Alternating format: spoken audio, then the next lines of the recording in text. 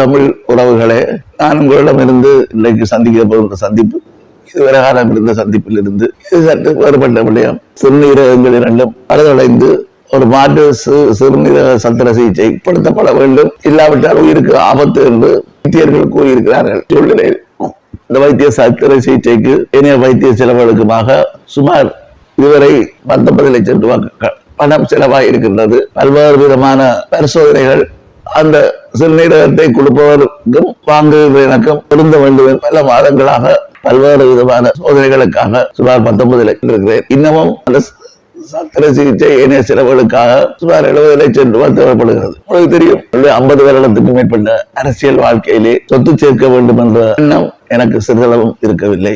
2 தடவைகள் பாராளுமன்ற உறுப்பினராகவும், ஒரு தடவை மாகாண சபை உறுப்பினராகவும், 2வது தடவை நகர சபை தலைவராகவும் இருந்து கொண்டு தேர்தல் திணைக்களத்தினுடைய ஆணையாளர் தேர்தலில் போட்டியிடுபவர்கள் சொத்து பிரகடனங்களை கொடுத்த பொழுது அது மூடிய சில்லில் கடித உரையிலே தளவல்ல நீங்கள் தளர்ந்த தந்திருக்கிறீர்கள் என்று மஹிந்த தேசப்பிரிய அவர்கள் சொன்ன பொழுது அவருக்கு நான் சொன்னேன், இல்லை இதிலே தளர்ந்த புத்தகம், நீங்கள் இதிலே பார்க்கலாம் பார்க்கலாம் பார்த்து விட்டு தலையிலே கை வைத்தார். 2 தடவைகளில் இருந்து மாகாண சபை உறுப்பினராக இருந்து நகர சபை தலைவராக இருந்து இப்பொழுது ஜனாதிபதி தேர்தல் வேட்பாளராக போட்டியிடுகின்ற நீங்கள் சொத்தை காட்டினால் தெற்கிலே இருப்பவர்கள் பிரமிக்க வேண்டும். ஒரு சொந்த வீடு இல்லை, அதே போல சொந்த வாகனம் இல்லை, எந்த விதமான சொத்துக்களும் இல்லாத ஒரு சூழ்நிலையிலே மக்களுக்காக சேவையாற்றுகின்றீர்கள் என்று உள்ளதை நான் இங்கு சொல்ல விரும்புகிறேன். அவை வாராத சூழ்நிலையிலே பெரிய பெருந்தொகையை உறவினர்களோ நண்பர்களோ தனிச்சு செலவழிப்பதிலே